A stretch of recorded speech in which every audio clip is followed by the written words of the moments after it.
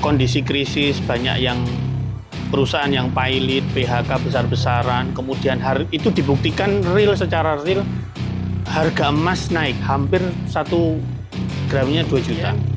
Investasi leher ke atas, artinya menambah skill wawasan. Misalkan mau belajar TikTok affiliate, misalkan belajar live streaming, jadi host segala macam, itu ditingkatkan.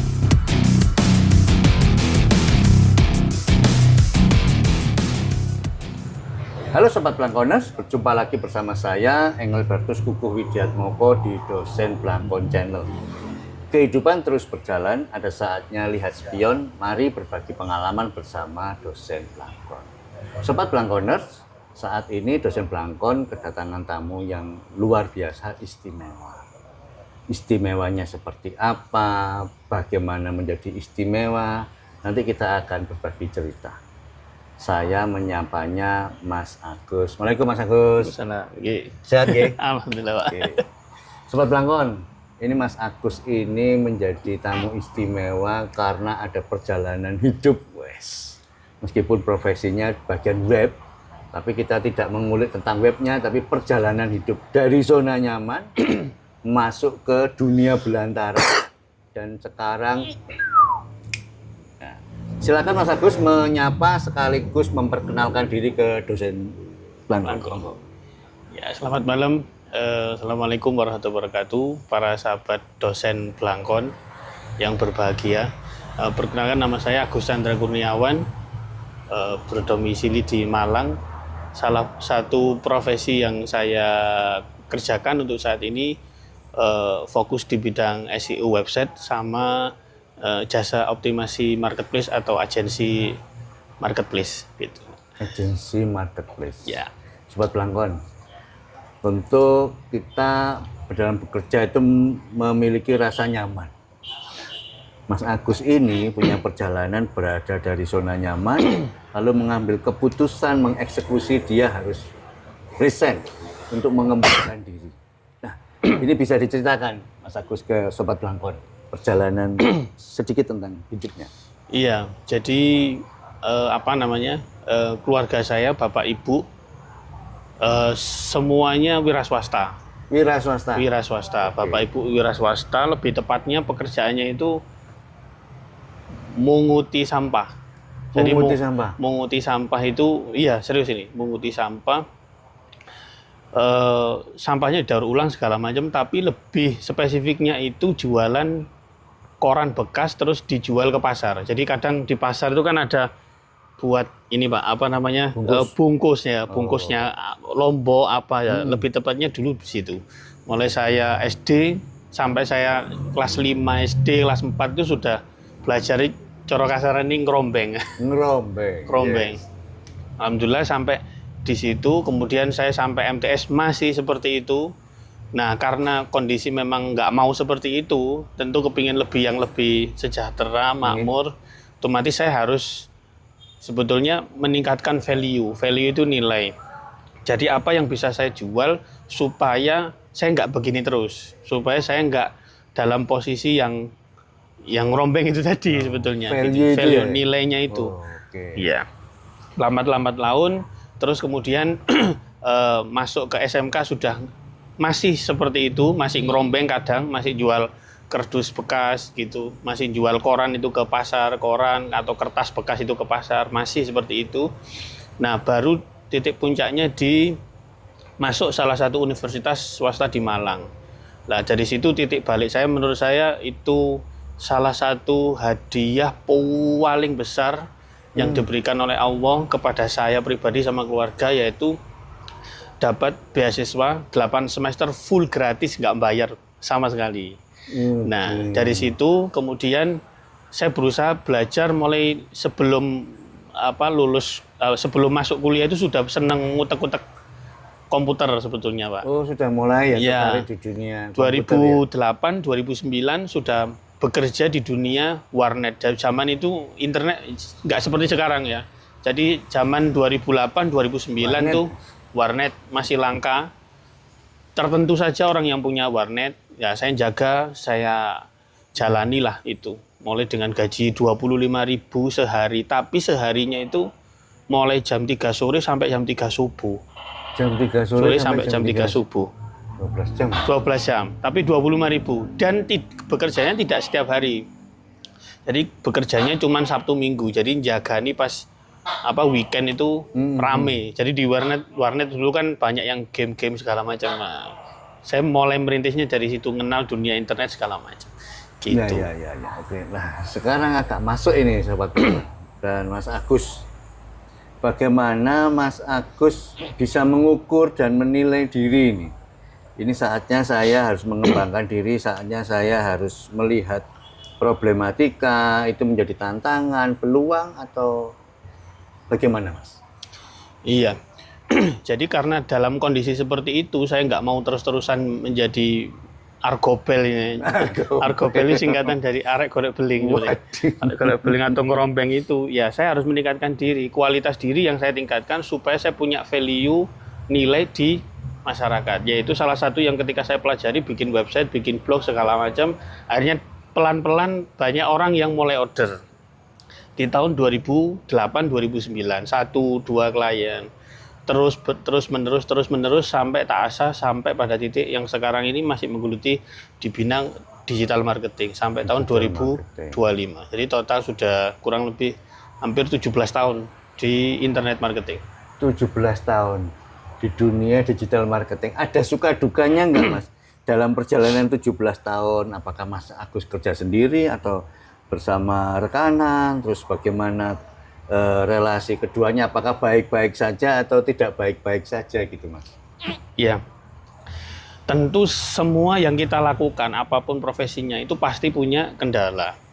Nah, kendala yang dihadapi bagi seperti saya yang berkecimpung profesinya di dunia digital marketing atau internet marketing, pasti ngantuk, itu pasti.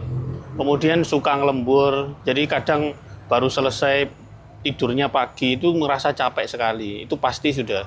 Dan itu saya nggak berhenti di situ, pasti ada suatu saat saya akan panen. Nah, itu terbukti alhamdulillah qadarullah, betul. Saya benar-benar panen setelah 10 tahun kemudian saya panen, saya telateni segala macam gitu. Makanya sebetulnya kalau kepingin mengentaskan sebuah kemiskinan, mesti dalam sekeluarga itu kan kadang anak pertama kok begini, anak kedua kok begini. Biasanya dalam satu keluarga itu ada aja yang menjadi penolong atau superman-nya biasanya. Nah, qadarullah-nya memang sepertinya saya yang dipilih dari keluarga saya untuk membantu adik-adik saya, keluarga dan segala macam gitu. Nah, dalam perjalanannya memang nggak mudah. Kadang internetnya lemot, kemudian kita butuh internet ke Barongan, kemudian kita harus numpang ke mana internet IndiHome, WiFi Corner dan sebagainya gitu. Jadi memang semuanya proses itu saya jalani, apapun gitu, apapun bidangnya saya terus konsisten berada di jalan internet marketing. Internet marketing. Sebelum melanjutkan sambil minum ya Mas Agus. Oke, monggo Pak. Pelanggan minum dulu ya. Oke. Sekarang kita akan berbincang sedikit lebih dalam, terutama tentang bisnis lah, B2B-nya. Ada pengalaman-pengalaman antara yang membahagiakan dan menyakitkan ketika bekerja sama dengan teman, atau pengalaman hidup seperti apa yang dijumpai Mas Agus? Ya, di dunia digital marketing itu memang banyak sekali hambatannya. Jadi memang nggak seperti yang diflexingkan sama orang, uangnya sekian, yang screenshot itu kok saya rasanya mendengar gitu ya, Bang? Kayak gimana gitu ya. Jadi memang yang paling menjadi pelik sekali itu di tahun 2019 sebelum corona. Jadi di saat itu karena di dalam dunia digital marketing kita lebih banyak ikut dengan platform. Jadi mau nggak mau ngikuti regulasi platform. Oke. Nah, pada titik yang paling menyebalkan di tahun 2019 yaitu saya mau gajian dari Google AdSense. Totalnya lumayan. Malam hari saya cek masih ada saldonya. Besoknya tanggal 21-an tiba-tiba akun di-disable. Nah, itu disable karena invalid klik atau apapun segala macam. Nah, itu kok rasanya monitor tuh mau tak tempeleng, Pak. Monitor mau tak tempeleng, kayaknya sudah nggak ada harapan lagi, tapi saya berusaha bangkit lagi. Masa saya mau harus seperti ini terus gitu. Itu juga saya alami. Akhirnya saya berusaha nggak mau ngikut platform. Saya berusaha mandiri, berdiri sendiri, akhirnya bikin website segala macam. Saya asal lagi ilmu website, SEO-nya saya asal lagi. Sampai setelah masa keterpurukan itu, bangkit jualan buah durian. Buah durian alhamdulillah sering beberapa kali ekspor ke luar negeri. Di tahun setelah kejatuhan Google AdSense itu tadi gitu. Makanya saya kalau mau ngikut sebuah platform, saya harus benar-benar teliti, hati-hati, saldonya segala macam, karena itu yang paling penting, saldonya. Uang tujuannya di internet sama, nyari uang gitu. Makanya uang itu kan berada di mana dulu kan gitu. Kalau uang sudah berada di rekening kan otomatis ya insya Allah masih aman. Tapi kalau uang itu masih ada di pihak platform, nah ini makanya kita pelajari uangnya seperti apa, cara withdrawnya seperti apa, masuknya berapa hari, itu benar-benar kita pelajari polanya. Sebenarnya yang bikin semua platform itu ya regulasi, ya orang, ada orangnya. Berarti kalau ada orang berarti ada SOP dari pimpinannya yang membuat regulasi itu. Gitu. Jadi kita pelajari betul per platform gitu loh. Itu Pak Koko, betulnya. Lalu dalam memulai usaha ini, Mas Agus kan usahanya, bagaimana memanage-nya ini, Mas? Dulu ikut orang ini nyaman-nyaman aja katakannya. Sekarang harus mengawal orang-orang lain ini. Iya. Di tahun 2008, flashback sebentar, 2008 sampai tahun 2020 saya memang masih single factor. Jadi semuanya saya lakukan. Ternyata di antara semua yang saya kerjakan itu ada beberapa hal yang nggak jalan. Nah, nggak jalannya ini biasanya penyebabnya dari saya sendiri karena saya nggak bisa mendelegasikan ke seseorang. Akhirnya di tahun 2020-an sudah mulai hire orang pelan-pelan 1, 2, 3, semakin banyak, alhamdulillah semakin banyak. Nah, sehingga apa yang saya pikirkan kadang riset ini itu langsung saya lempar ke bagian divisi terkait begitu Pak. Supaya itu bisa jalan. Apa yang saya di benak saya, misalkan riset tentang increase DA, increase DR, nah itu kan bahasa yang rumit. Itu sudah mulai saya delegasikan. Saya lebih pikiran bisa lebih leluasa untuk bisa menghandle banyak pekerjaan gitu. Meskipun pekerjaannya untuk saat ini cuma mengontrol saja, tapi itu sebetulnya juga rumit. Meskipun cuma mengontrol saja. Mengontrol tapi rumit. Rumit, sebetulnya rumit. dalam mengawal ini kan ada orang atau rekanan siapapun yang Mas Agus ajari sampai sukses lah. Lalu apakah tetap bertahan atau tahu-tahu hilang begitu saja? Bagaimana itu Mas?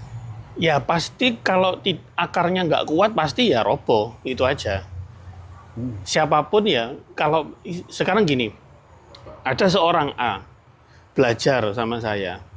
Kemudian tahu-tahu ada update. Karena internet itu pasti update, nggak mungkin nggak update. Apa yang saya bilang sekarang malam ini, ya mungkin nanti subuh ya berubah lagi. Itu Pak, berubah lagi. Nah, kadang orang-orang yang belajar ini nggak siap dengan kondisi yang update-update itu. Sehingga dia mulai belajar mulai berpikir ekspansinya. Oh ternyata susah gitu, ya memang susah gitu. Kalau memang nggak punya akar yang kuat ya susah. Makanya mental, kemudian memang jam terbang itu ya penting, bener itu, bener. Terkait dengan mental ya, dengan situasi krisis seperti saat ini, katakan ada rumor, isu, penyataan PHK dan lain sebagainya, digital marketing dan mental itu gimana Mas? Menjadi sesuatu kah? Gini, kalau posisinya itu ditanyakan ke saya sebagai pimpinan di perusahaan, pasti harus punya terobosan, terutama di bidang finance atau keuangan. Di kami itu nggak mungkin keuangan itu cuma satu pintu. Maksudnya begini, ketika ada yang keuangan ini blong, maka saya harus punya backupnya banyak. Makanya keuangan saya itu alhamdulillahnya berlapis-lapis. Kalau nggak ini blong, ya blong. Terus begitu. Jadi ada berlapis-lapis. Kalau nggak berlapis-lapis ya susah.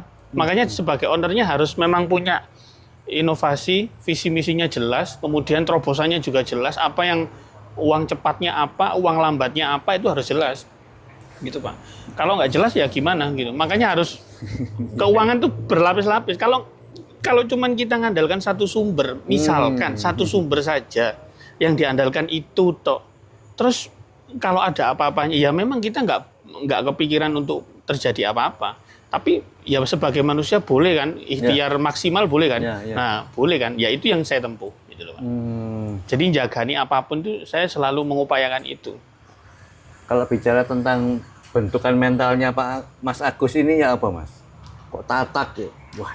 Kalau tatak sebetulnya dari kelas 5 SD sering ngerombeng itu tadi itu kayak ketemu guru di jalan tuh saya berusaha sembunyi. Karena sembunyi itu bukan berarti saya nyuri, bukan, tapi saya itu malu. Pelan-pelan akhirnya di situ mulai terbangun. Karena yang biasa ketemu orang bawa gelangsi segala macam itu Pak. Ya malu, pasti malu wong si kecil Pak, masih kecil.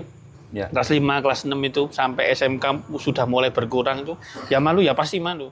Tapi lama-lama di situ saya nggak mulai gengsi, pelan-pelan, nggak gengsi sudah. Gitu. Misalkan saya Pak Koko nyuruh jualan tahu gitu di lampu merah, ya saya tatak Pak. Saya akan lakukan selama itu halal kan, bener kan, gitu. Karena mental itu penting di situ. Dilihat banyak orang, gitu kan, oh kok gini kok. Gitu. Ya, Sobat Blangkon, sebelum nanti closing statement, Mas Agus bisa spill ke Sobat Blangkon tentang usahanya, promosi, boleh monggo. Boleh. Yeah. Baik, terima kasih Pak Koko. Jadi di usaha saya itu membuat sebuah website, nah kemudian website itu dijual backlinknya. Nah ini pekerjaan yang sedikit pekerjaan, tapi net profitnya tinggi. Dan pekerjaan ini cocok dibuat untuk karyawan, orang yang malas ini cocok. Serius cocok, karena ini pekerjaan yang batas waktunya itu 3 hari. Umpama cara kasaran itu 3 hari masa nggak bisa ngerjakan satu pos. Padahal itu kerjaan cuman copy paste saja, Ini cuman copy paste dan dapat uang, beneran. Asalkan bener-bener dimentori yang bener ya. Iya. Ini satu, jadi jasa website, kemudian jasa SEO, terutama misalkan mau ngetik di Google itu jasa SEO Malang lah, punya saya yang paling tinggi. Jadi banyak klien yang B2B yang ketemu di link ini, alhamdulillah dapat dari Pak Rian di Bumi Ayu sini, dapat alhamdulillah kemarin tadi pagi sudah di link marketplace-nya sama websitenya saya yang handle. Beliaunya nyuplai bahan-bahan bangunan ke Freeport, Papua. Jadi linknya lebih banyak di sana. Itu alhamdulillah di link kontrak minimal 6 bulan Mas Yan. Itu. Yang mau gabung ya. Yang kedua usahanya yaitu jasa optimasi marketplace. Jadi seperti TikTok, kemudian Shopee sama Tokopedia. Insya Allah saya bisa handle untuk optimasinya, bisa termasuk iklannya, optimasi tokonya, produknya, riset produk, kemudian iklan dan semuanya begitu. Oke. Yang mau bergabung tertarik, nanti nomor WA-nya bisa cantumkan ya? Siap. Oke. Bisa Pak Koko. Closing statement Mas Agus. Closing statement. Baik, closing statement jadi di tahun 2025 di saat kondisi krisis banyak yang perusahaan yang pilot, PHK besar-besaran, kemudian itu dibuktikan secara real harga emas naik hampir 1 gramnya 2 juta. Rupiahnya melemah itu sudah jelas, bukan cuman cerita belaka, tapi itu kondisinya sekarang jelas, real, fakta. Pesan saya cuma satu, jangan berhutang. Jangan berhutang. Kemudian kalau punya uang, jangan dengan mudah melepaskan uangnya. Misalkan kebutuhan yang sekiranya nggak terlalu penting, nggak usah dikeluarkan. Non-anggaran itu ibaratnya non-anggaran, nggak ada anggarannya itu nggak usah dikeluarkan. Kemudian investasi leher ke atas, artinya menambah skill wawasan. Misalkan mau belajar TikTok affiliate, misalkan belajar live streaming, jadi host segala macam, itu ditingkatkan. Investasinya leher ke atas. Kalau nggak mampu itu ya investasinya ya ke emas itu tadi. Saya ulang ya, pertama jangan berhutang, terutama ngambil KPR, bank. Waduh, ini yang akan terjerumus nanti secara perlahan. Kalau ditawari apa nggak usah mau. Ini jangan berhutang, kemudian tahan uangnya, nggak usah dikeluarkan sekiranya nggak terlalu butuh sekali, sekiranya ada opsi-opsi yang lebih hemat, pakai cara yang opsi lebih hemat. Kemudian investasi leher ke atas, yaitu misalkan kita belajar meningkatkan skill. Kalau seneng public speaking, ya public speaking yang diasah terus. Kalau seneng jualan, ya jualan yang diasah terus diasah. Sampai kita dapat pemasukan atau income tambahan. Begitu Pak Koko. Leher ke atas ya Sobat Pelanggoners, investasinya. Itu tadi perbincangan singkat dengan Mas Agus. Semoga menginspirasi dan mental harus diasah. Skill ditingkatkan. Semoga bermanfaat. Assalamualaikum warahmatullahi wabarakatuh. Terima kasih Mas.